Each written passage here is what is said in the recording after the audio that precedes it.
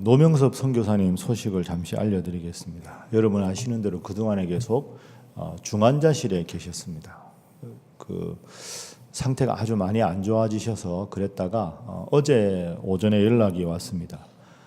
다행히 진정제를 이제 끊고 의식이 돌아오셨다고 합니다. 그전에는 의식이 없으셨는데 이제 의식이 돌아와서 누군지 식별도 하시고 이제 무슨 말씀인지도 알아들으시고 그렇게 됐습니다. 그런데 이제는 이제 해야 될 일이 인공호흡기를 끊고 자가호흡을 할 수 있어야 이제 중환자실에서 일반 병실로 갈 수 있습니다. 그래서 인공호흡기 끊고 자가호흡하는 훈련을 지금 어제부터 하고 계시다고. 그래서 이제 자가호흡이 되면 일반 병실로 옮기고 일반 병실로 옮긴 후에는 이제 지난번에 했던 수술, 그 재수술을 어떤 방식으로 할 것인지 의사와 결정해서 그걸 하는 일정을 잡는 일이 지금 남았습니다. 그래서 중환자실에서 자가호흡을 해서 일반 병실로 옮길 수 있도록, 그리고 재수술하는 모든 방법과 시기가 잘 회복되어서 은혜 가운데 될 수 있도록 여러분 계속해서 기도해 주시고, 또 이제 강미 선교사님 입장에서는 중환자실에서 특별하게 다른 일이 없는데 저희한테 연락을 하시기가 또 마음이 좀 그러시지 않겠습니까? 그래서 이제 제가 이렇게 말씀드리고 또 새로운 소식이 있으면 연락드릴 테니까 매일 기도하실 때 우리 선교사님 위해서, 또 우리 진 선교사님 치료와 회복을 위해서도 계속해서 기도해 주시기를 바랍니다. 오늘 교재 28페이지 잠언 17장 제가 읽겠습니다. 잠언 17장은 먼저 외적인 조건보다는 마음의 중요성을 강조합니다. 그러나 악인은 악한 입술이 하는 말에 귀를 기울이며 하나님을 멸시합니다. 지혜로운 자는 악인의 말을 경계하며 현명하게 대처할 수 있어야 합니다. 악인들은 완악함, 배신, 무지, 사악함, 뇌물, 불법 등의 악한 모습으로 의인을 괴롭히고 힘들게 합니다. 그럼에도 불구하고 지혜로운 자는 마음을 잘 지켜야 합니다. 그 이유는 마음의 즐거움은 양약이라도 심령의 근심은 뼈를 마르게 하기 때문입니다. 그리고 마음을 잘 지키기 위해 말을 아끼는 지혜가 필요합니다. 미련한 자라도 잠잠하면 지혜로운 자로 여기고 입술을 닫으면 슬기로운 자로 여기기 때문입니다. 네. 자, 오늘 우리 1절 말씀 중요한 요절입니다. 함께 읽어보겠습니다. 시작. 마른 떡 한 조각만 있고도 화목하는 것이 제육이 집에 가득하고도 다투는 것보다 나으니라. 아멘. 첫 번째 1절로 하는 기도 제목은 하나님 잘 믿는 가정이 되게 하소서 하는 겁니다. 주일이면 출석하는 그런 성도가 아니라 하나님을 제대로 잘 믿는 가정이 되는 것이 중요하다 하는 것이지요. 마른 떡 한 조각만 있고도 화목하다. 마른 떡 한 조각만 있다 하는 것은 가난하다 이 뜻이죠. 화목하다. 이게 뭐 꼭 집이다 이런 말이 아니지만 전체적인 맥락에서 마른 떡 한 조각만 있는 가난한 집이라도 하나님을 잘 섬기고 화목하는 것이 뒷부분에 제육이 집에 가득하고도 다투는 것보다 낫다. 이 제육은 원래 개역 성경에는 육선 이렇게 되어 있었습니다. 고기. 그러니까 이걸 다른 번역에는 산의 진미 뭐 이렇게 아주 넉넉하고 풍요로워서 먹을 것이 많다 하는 말이죠. 그런데 이 제육이라는 단어를 원문으로 보면 제사 지낸 고기 이런 뜻입니다. 그러니까 구약에 번제, 소제, 화목제, 속제제, 속건제 이런 5대 제사가 있는데 그 중에 특히 하나님 앞에 화목제 같은 제사를 지내면 제사를 지낸 그날의 그 고기는 모두가 함께 나누어서 먹어야 합니다. 그러니까 나만 먹는 게 아니라 옆집도 주고 해서 함께 제물을 먹어야 되는 거죠. 그래서 오늘 이 본문의 말씀 제육이라는 말은 화목제 같은 제사를 드리고 남은 고기입니다. 그러니까 그런 고기를 바칠 수 있는 재력가 이런 뜻이지요. 그러면 여러분 여기서 한번 생각해 보세요. 제육이 가득하다 하는 말은 하나님을 안 믿는데 돈이 많은 사람이 아니고 하나님 앞에 화목제를 드릴 정도로 하나님을 믿는 사람이라는 겁니다. 그래서 1절을 정리하면 가진 것이 별로 없고 가난하지만 하나님 잘 믿는 가정이 돈이 많고 부자인데 하나님 적당히 믿고 하나님보다 돈을 더 의지하는 것보다 나은 일이다. 이렇게 이해를 할 수 있습니다. 그렇죠? 아무리 물질적으로 풍요해도 하나님이 마음 중심에 계시고 가정 중심에 계시지 않으면 제가 몇 주 전에 설교한 대로 돈 많은 게 그분한테는 저주입니다.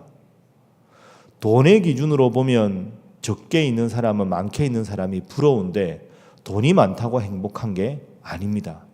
차라리 돈이 적으면 화목할 수 있는데 많은 돈 때문에 여러분 아시는 대로 호화롭게 살아가는 것 같지만 그걸로 자손들이 유산 다툼하고 유산 적게 주고 많이 주는 자손들끼리 불화가 생기고 또 부모님한테 유산을 제대로 못 받았다고 또 등을 지고 그런 일이 얼마나 많이 있습니까?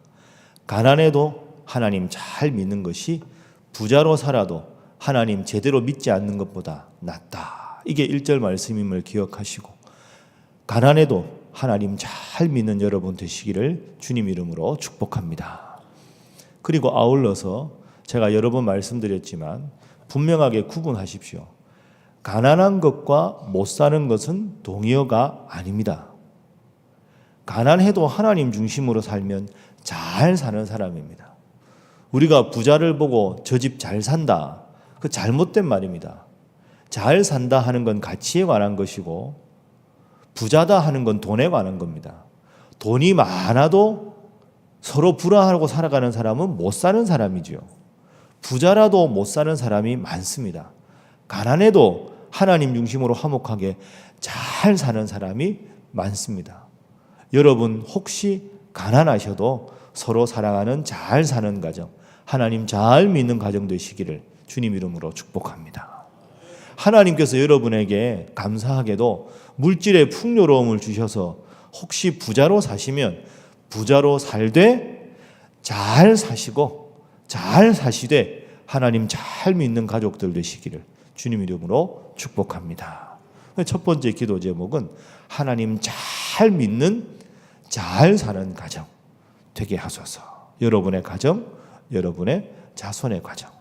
자, 두 번째 기도 제목은 다투는 자가 아니라 화목하게 하는 자가 되게 하소서 하는 겁니다. 화목하게 하는 자.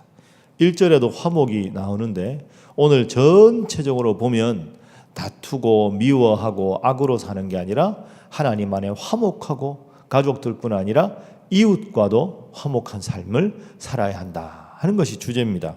자, 말씀 읽어봅니다. 우리 14절 말씀 함께 읽어봅니다. 시작. 다투는 시작은 둑에서 물이 새는 것 같은즉 싸움이 일어나기 전에 시비를 그칠 것이니라. 아멘. 9절 말씀도 보면 허물을 덮어주는 자는 사랑을 구하는 자요. 허물을 덮어준다. 서로 화목하다는 거죠. 그것을 거듭거듭 누군가의 허물을 말하는 자는 친한 벗을 이간하는 자니라. 14절 9절 연결시키면 다투는 시작, 둑에서 물이 새는 것 같은데 그래서 자꾸 둑에서 물이 새면 결국 둑이 터지고 제방이 무너지면 얼마나 많은 물이 쏟아집니까? 그 작은 것에서부터 화목하는 사람, 때로 다른 사람의 허물이라도 내가 덮어줄 줄 아는 사람. 그래서 여러분은 스폰지 같은 분이 되셔야 됩니다. 스폰지는 다 흡수하지 않습니까? 뭔가 다툼이 일어나더라도 여러분 앞에 딱 오면 그 다툼이 더 이상 소문으로 나가지 않고 품을 것 품고 기도할 것 기도하고 시시비비를 가릴 것은 가리고 그렇게 해서 여러분에게 오면 스폰지같이 모든 다툼이 차분하게 가라앉고 시비가 종식되는 삶, 그런 삶을 살아야 한다. 그런데 둑이 처음에는 조금씩 물이 새다가 그걸 그대로 방치하면 점점 갈라지고 무너지면 큰일 나는 거죠. 그래서 큰 일에 화목한 게 아니라 작은 것 하나에도 담을 건 담고 가릴 건 가리고 덮을 것은 덮고, 그래서 화목하게 하는 직책, 예수님이 이 세상에 오신 것도 내가 하나님과 너희를 화목하게 하러 왔다. 우리에게도 화목하게 하는 직분을 주셨다 하는 이유가 거기에 있습니다. 그래서 오늘 하루도 살아갈 때, 그리고 교회에서 신앙생활을 하실 때 이런저런 잘못된 소문과 시시비비 때문에 시험에 드는 성도가 없도록 교회를 위해 기도하시고, 또 여러분들에게 오면 그런 상처와 다툼이 다 사라질 수 있는 그런 지혜로운 성도들 다 되시기를 주님 이름으로 부탁합니다. 세 번째는 미련한 자가 되지 않게 하소서 하는 게 기도 제목입니다. 미련한 자. 거듭 말씀드리지만 하나님 중심을 잡지 않으면 미련한 자, 다른 말로 악한 자가 된다 하는 겁니다. 자, 25절 말씀. 25절 함께 읽습니다. 시작. 미련한 아들은 그 아비의 근심이 되고 그 어미의 고통이 되느니라. 아멘. 미련한 아들은 아비와 어미의 근심이 된다. 그러면 이런 분들이 직장에 있으면 직장에서도 근심이 되고, 이웃분들에게도 근심이 되고, 혹 교회에 있게 되면 교회에서도 근심이 있게 되는 거죠. 그래서 미련한 자에 대한 경계가 계속 나옵니다. 8절에도 보면 미련한 자가 나오고, 9절에도 보면 허물에 대해서 말하는 자가 미련한 자고, 15절 말씀 악인을 의롭다 하고 의인을 악하다 하는 이 사람들도 미움을 받는 사람들.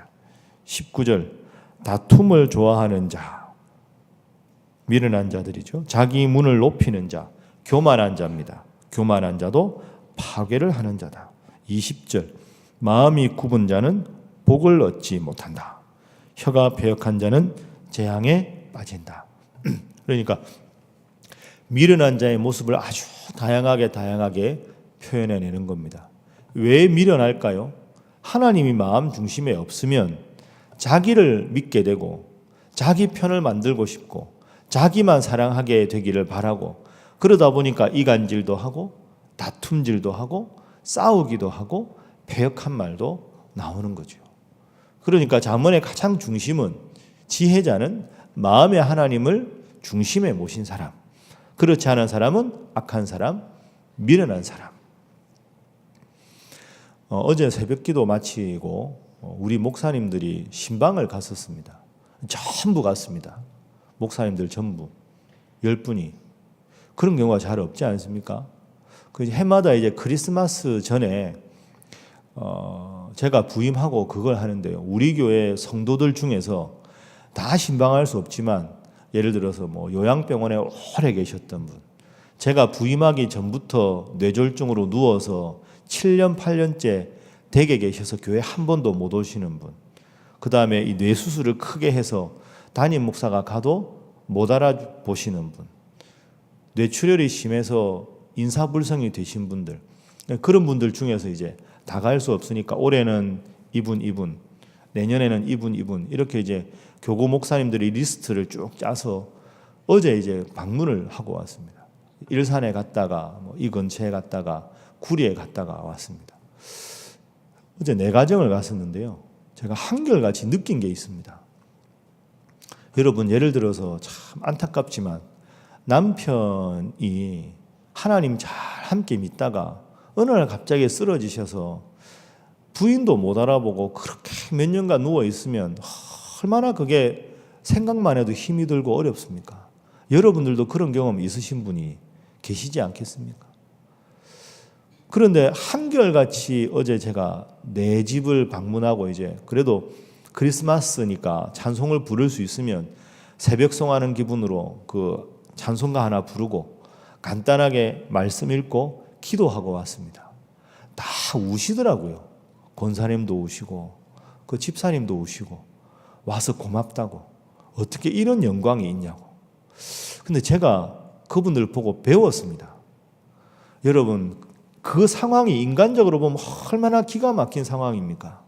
예를 들어서 그 상황에서 누구라도 제 옷을 움켜잡고 목사님 대답해 보시라고, 내가 평생 하나님 잘 믿었는데 왜 우리 남편이 이러고 나도 못 알아보냐고, 하나님이 계시면 이런 일이 어디 있냐고 막 화를 낼 수도 있는 상황 아닙니까? 인간적으로.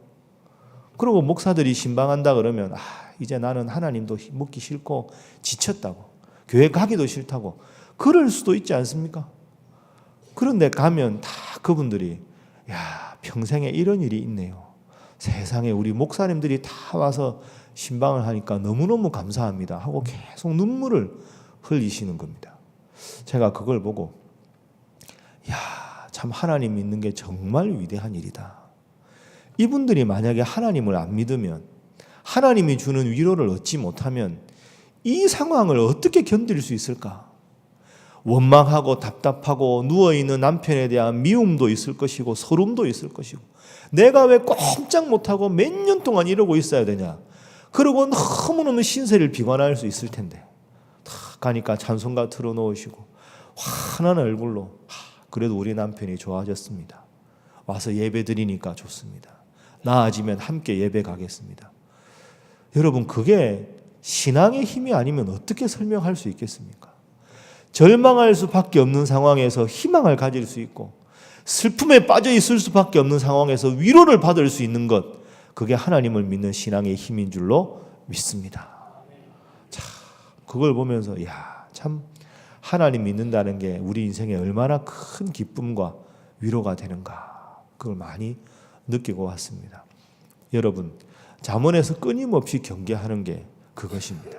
하나님을 잘 믿고 중심에 모시면 지혜자가 되고, 내 마음 중심에 어느덧 하나님보다 다른 것이 더 중요해지고, 하나님을 밀어내면 미련한 자가 된다.